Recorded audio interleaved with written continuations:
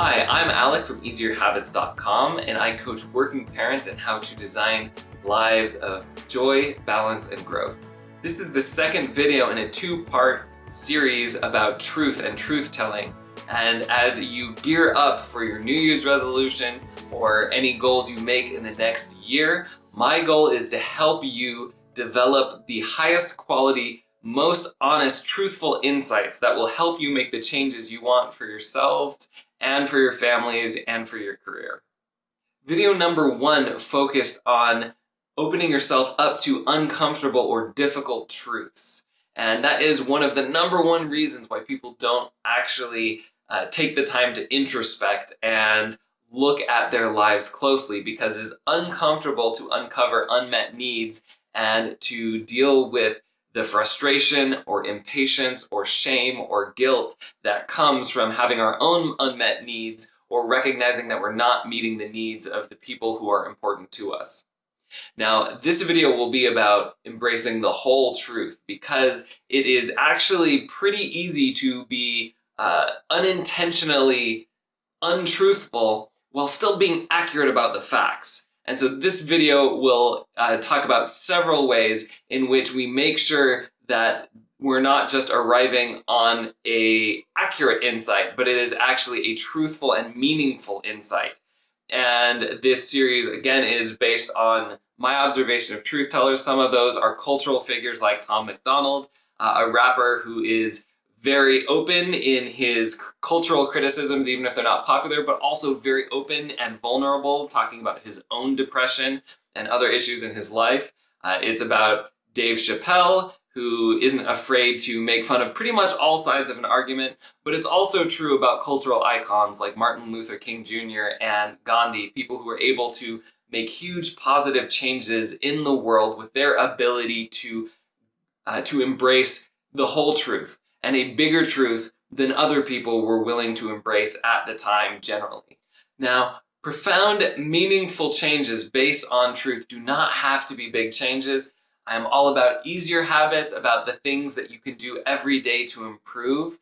Any big, profound truth can be broken down into an immediate, daily, small habit. So don't worry if you're not feeling like you're up for a big change. You don't necessarily have to make a big change in your life.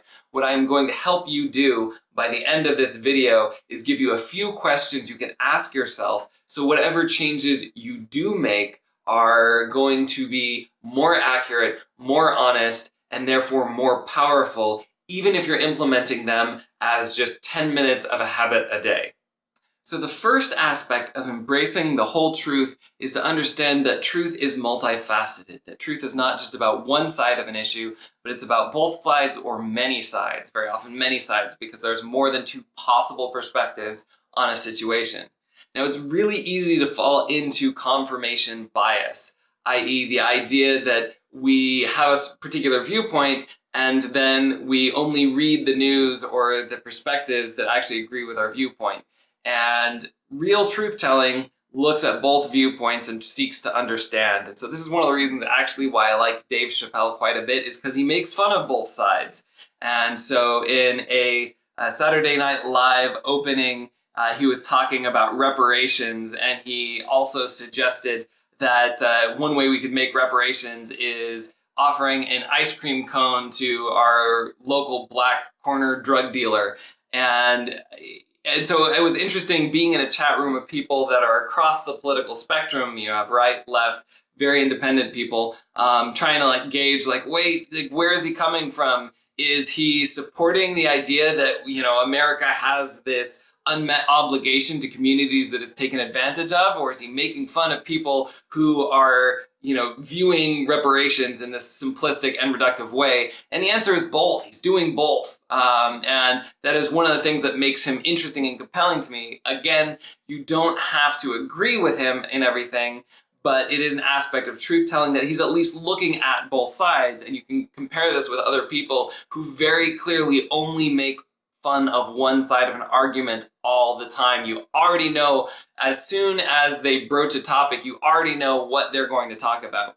And this is true not just of cultural figures, but also people like Martin Luther King and Gandhi, one of the things that was most compelling about them is their inclusive vision of the world. Martin Luther King's I Have a Dream speech was not just a dream of a better Black America, it was a dream of a better America for everyone that included better relationships between the races. And the same thing was true of Gandhi. One of the reasons why he was able to achieve the independence of India and be the powerful figure that he was is that he embraced both Muslim and Hindu communities, which were at odds. And unfortunately, after he died, they continued to remain at odds. And so we had Pakistan separating from India. But still, that some of the things he was able to do in his life were a result of him being able to embrace a broader picture, even if sometimes the leaders around him were not able to embrace that image. So another aspect of truth-telling is looking for what's most important. And this is one of the main reasons why I have a hard time trusting the news. A lot of times it is factually accurate, but because the business model of news is to give their readers what they want to hear so they can get more clicks, they often don't address big and potentially bigger, more important claims that don't support their point of view. And so I ran into this a lot with the second vice presidential debate. And here's just one example. So Kamala Harris talks about the COVID death toll a lot, the 200,000 number. And in that debate, Mike Pence argues that the China ban, which Biden was opposed to, would actually save hundreds of thousands of lives. And so if that's true, he might have actually cut, President Trump being he, apparently, might have actually cut the death toll in half. And had Biden been president, it might be even bigger. Now, this is a very important claim, one in which Kamala does not address one single bit during the entire debate, even though that is an important claim. Now, we can arrive at whether it is actually truthful, so I try and research this online. And I do hear one expert at least say, this actually is NPR, I think, that one expert saying that by the time we instituted the travel ban, the disease was already in Europe, so we would have needed a European ban to, save the most lives. And again, I was like, that's factually accurate, but that doesn't mean we didn't save lives with the China ban, and it doesn't help me understand whether that number was actually accurate, whether it was that many lives, how significant it was. I read another article saying that, well, the travel ban didn't save any lives, it just slowed the spread of COVID. And again, that's a perfect example of saying something that is factually accurate to distract from the important issue at hand. That is completely irrelevant. All of the measures save the developing medications to treat it don't save lives, or developing a vaccine that saves lives. But all of the social distancing, lockdowns, wearing masks, none of that saves lives. It just slows the growth of COVID. And in fact, researchers have actually found out, or researchers have criticized our approach in saying that we have, in slowing the growth of COVID for people who aren't at risk, young people, healthy people, they're saying that basically by being at risk longer, by having young people who aren't at risk of death being potential carriers of the virus longer, we're putting people who are at risk, who are older or have complicating factors, we're putting them at greater risk of death. So that was kind of complicated, but to try and boil that down, basically, at least one criticism of the way we've handled things was that if we had had people who aren't at risk, not social distancing, not wearing masks, getting sick, and then getting over it, then they are no longer at risk of being carriers, or they are not likely to pose as greater risks to people who might die from the disease, right? And so the slowing it down argument actually has no bearing on whether the China travel ban saved hundreds of thousands of lives. So the only thing I could tell about the truth of this issue is that we don't have people who deal in truth. We don't have them in the media. We don't have them in leadership. We only have people who are very much like us, prone to confirmation bias, cherry picking the facts that are most convenient for their case and not addressing potential facts that are bigger. And again, this is another thing that I found underreported in the news, was that the lockdowns and the loss of livelihoods for third world countries will result in death by starvation for millions. And I last checked COVID deaths, I think in the fall, and it was at 1 million. I'm sure it's larger now, especially during flu season. But still, there were orders of magnitude bigger deaths because of some of the bad ways we've mishandled lockdowns that people aren't addressing, that just by volume of deaths you would think is more important. Now, of course, importance is not just the sheer volume of death or the sheer volume of impact that can be had with a change. When you're looking at how to change your life, importance is also measured not just by sheer volume of impact, but actionability, right? And in my video on news, link below, I talk about how it's actually kind of unhealthy sometimes to have this obsession with big national politics where we have no control, and we ought to focus more locally on ourselves, on our families, on our local cities and communities where we have the ability to act. Obviously, if you're prioritizing what changes to make in the New Year's, don't prioritize yelling at other people to do stuff. Prioritize the changes you can depend on because you will do them yourselves.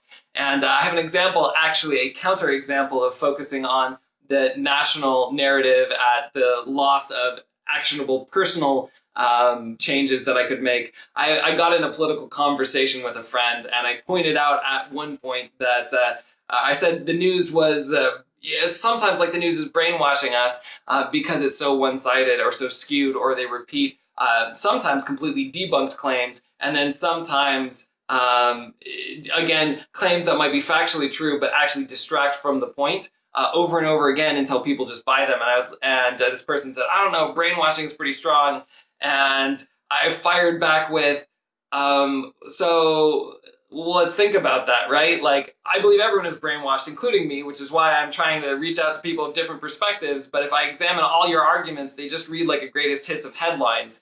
I don't see critical analysis. I don't see actual comparison of, policies on one side or versus the other, or outcomes one side versus the other. I just hear, the headlines.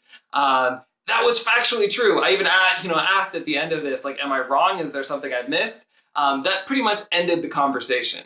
And the thing is while it might have been true that the person's claims and arguments were entirely based just on headlines and not really on research or outcomes or actual policy differences, there is a bigger underlying and more important need I had to address, which is I have a very distinct need to understand how things are going on.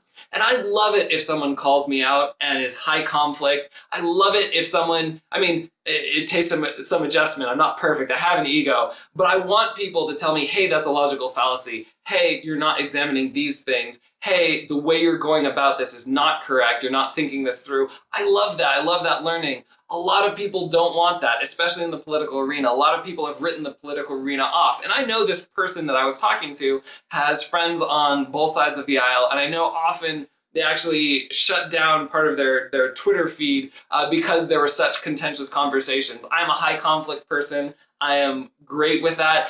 I don't think this person by any means needed kid gloves or anything, but maybe they've had enough conflict for now in their lives, and I wasn't addressing that. And so the important and actionable thing in here is for me to recognize I need to find people who are very aggressive, who have diverse opinions, who can challenge me, but who are okay with very critical and blunt analysis, and but who will do it factually based, right? Not just attacking you and saying like, oh, this is stupid, right? You're stupid, you're an idiot. Just saying like the way you're arguing, here's a logical fallacy, here's something else. I need to find that for myself, and I need not to assume that everybody else is gonna want that and force that on other people. And so that for me was the important actionable item. And the last aspect of embracing the whole truth is that truth is not just about what is, truth is about what's possible. So a lot of times we focus on, in our negative self-talk, what's happened in the past, which isn't even necessarily what's happening now. Or sometimes we feel guilt about what's happening now, and that's not very helpful. Guilt actually saps our willpower, makes us less likely to make changes. And the problem with that is no matter, even if we are accurate, and a lot of people aren't fully accurate in their self-talk, they haven't thought about it from all sides of view. They might be beating themselves up for their behavior towards someone else when that other person wasn't really hurt or didn't really care or didn't see it the same way. They might be anxious or worried about what that person thinks when that person is not at all being critical of them, right? So our negative self-talk is very often not accurate. It's not multifaceted. It's not focused on what's most important. But even if it were, it would not be entirely truthful, because the truth is that the world is complex and human beings are very, very complex, and we can change.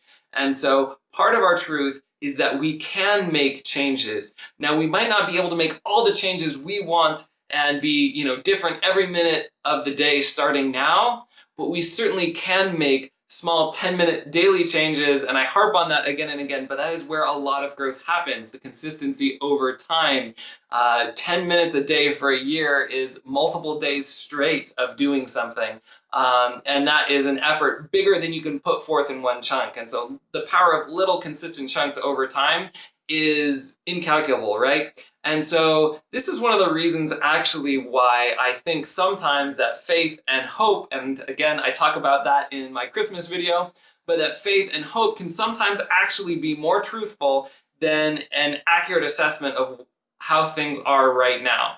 Or at least more accurately, what we need is both an accurate assessment of how things are right now and an understanding of how things might be and how they might change, right? Because if we only have an understanding of how things are right now, we're stuck with that.